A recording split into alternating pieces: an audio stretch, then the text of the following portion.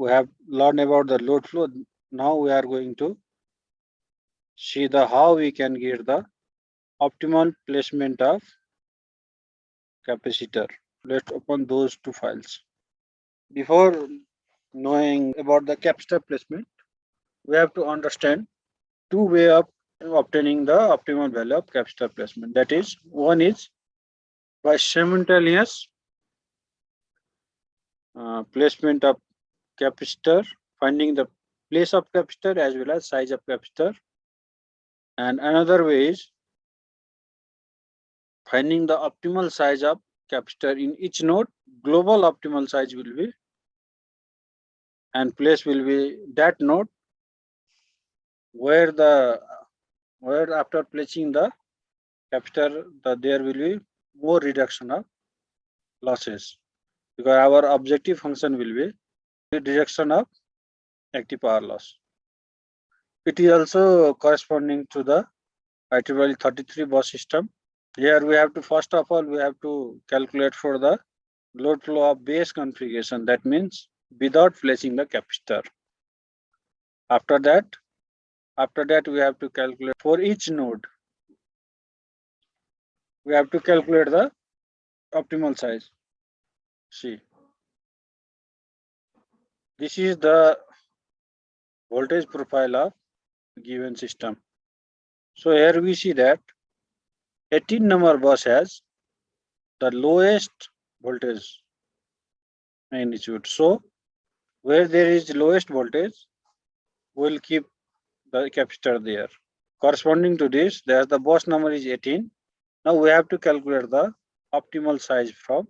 For that we have assumed one capacitor only. We are going to place only one capacitor. And now we have to calculate the optimal size. For this we are going to use genetic algorithm. Only 2-3 things we have to understand before using genetic algorithm. There is little bit difference from normal distribution load flow, that is app distribution load flow, whichever we have already learned, and distribution load flow including capacitor. Now, before learning about this genetic algorithm, let's go to find those little difference. Not much difference, only the difference is that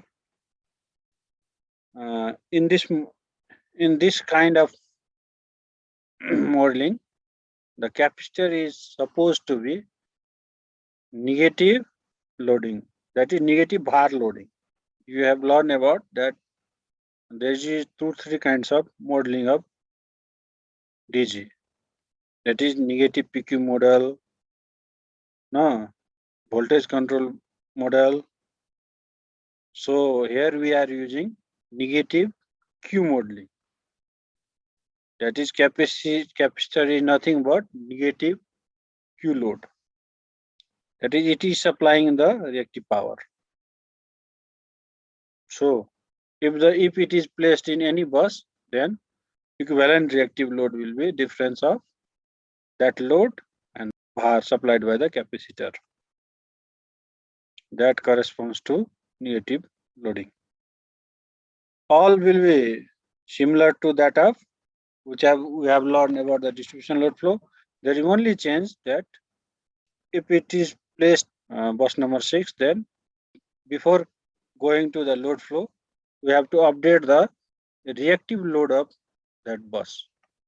That is, the equivalent reactive load after placing the capacitor will be actual reactive load of that bus minus the reactive bar supplied by the capacitor, which is here. It is for general purpose, it is given n cap, that is number of capacitor. For now, we are going to calculate for one capacitor only. So this corresponds to the place of that capacitor, and here global data means the data of L data O and cap and place of capacitor. Capacitor's place is directly sent from the main file, not through this function. This function only size is sent, but since we define the global data, then it is visible to all the functions also, not only main, but it is visible to all function. So here we have updated that value. Here we can see the actual value was this much, and this means the var supplied by the capacitor, and the new value, updated value, is actual load minus the var supplied by the capacitor. After that, everything will be similar. That is, we have to run that load flow and calculate all the voltage and losses. Now, how we can calculate the optimal size? I am going to explain about the general. By increment also we can calculate approximate optimal size. That is, will increase the size of capacitor from 0 with certain increment, a small increment. Every time we will run the load flow. Then first of all, we will get the loss will be in decreasing order. After some time, we'll see that it is after a particular size, there will be increment in losses. So we will get the curve in U shape. So which will be that the size corresponding to the minimum loss will be the optimal size for that bus, and after getting those optimal sizes for every bus, we can get the global optimal size as well as global optimal bus. That is, for which bus the loss is minimum, that bus will be global optimum place of the capacitor, and corresponding size will be the global optimum size of the capacitor. Now let's learn something about the genetic algorithm. As we know that the genetic algorithm, which is used for the minimization problem. Here our objective function is what? Loss minimization. Now, two things we have to use. We have to learn the geo-optimized set. Here we'll give the parameters, GA parameters, that is population size and generation and time limit, Stalzen limit. So here mainly we have to have the concept of these things. What is generation and what is the population size? The population is the variable. Here, what is the variable here? We want in the result. That is the variable. Here the size is the variable. Only here is what number of variable is 1 only. That is size of the capacitor. So GA forecasted the size.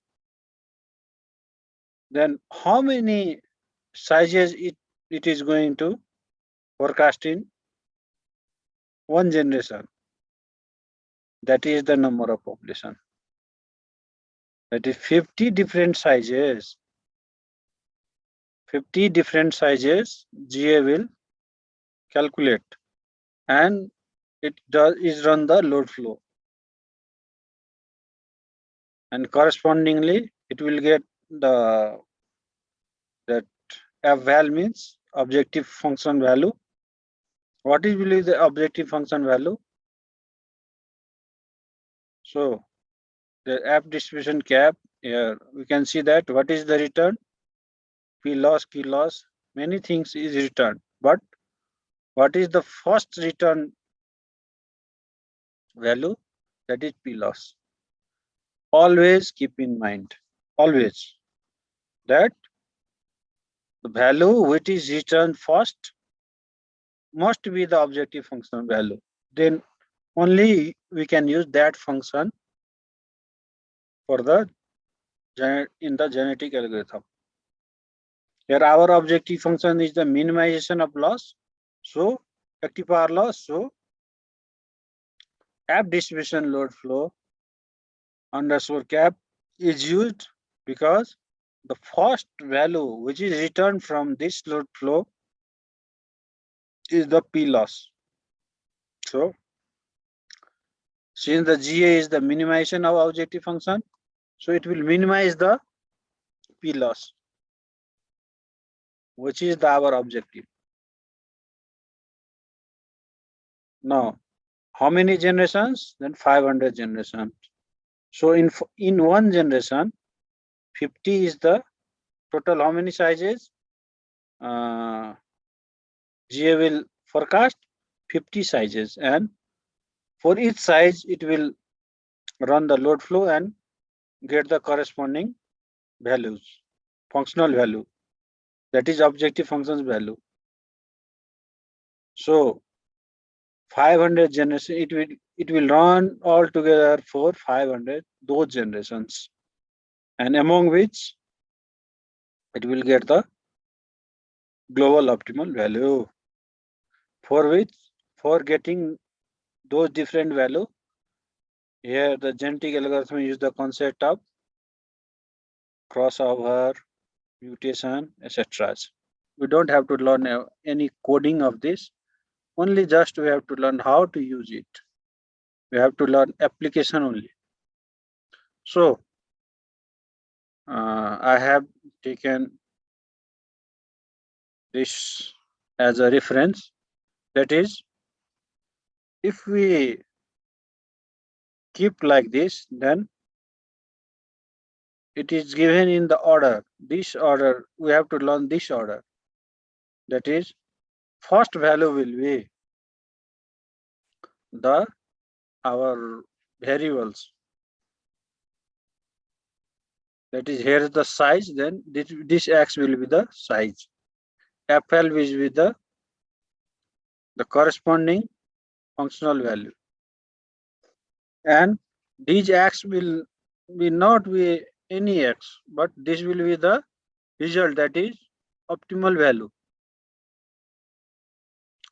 Optimal value and is the corresponding minimum objective functional value for the x. And fun means that is the function name. Here we have to give the address of the function. Then we have to give the number of variable. Then we have to give the a and b, so that ax must be less than b. Then aeq, baq, these are the equality constants. Then lower bound and upper bound of x for variable, lower bound and upper bound. Then and colon means the number of non-linear constants. These are the linear constants, inequalities and constants, but this is non-linear constant. If there is any linear constants, then we have to keep there. After that comes int con, that is integer constants. There may be cases that there is an integer constant, and another is option, that is correspond to here. G optimization is kept here, is option is linked with G optimization. Now, in our case, we have to calculate the optimal value for bus number 18, capacitor size bus number 18. Then capacitor size optimal value, their objective functional value, that is loss, minimum loss, again GA.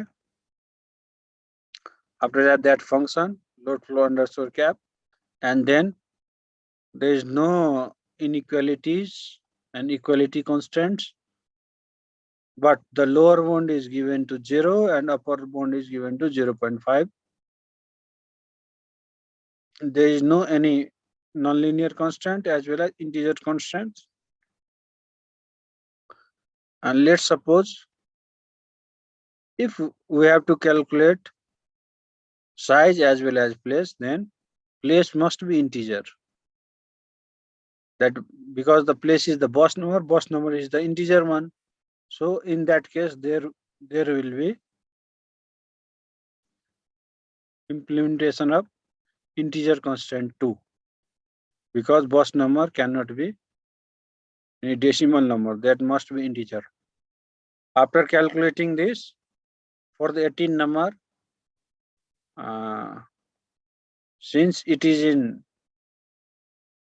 Q value, so kilovar and kilovar is calculated by multiplying 1000, and the corresponding loss is also in kilowatt. After obtaining those, we can also calculate the that voltage profile loss, etc. for after placement of capacitor, and we can compare those results to how much is the losses, how much is the this one. So we can run here. Let's see, change folder. What happens? Okay.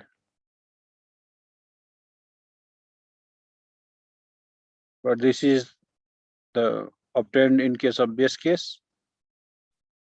I think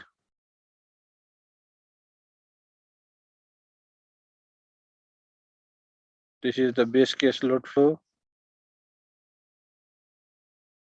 Now we can see that the GA is running.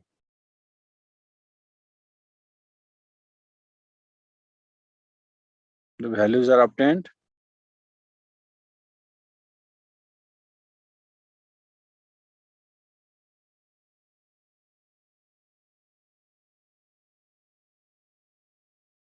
Now we have calculated the, now this is the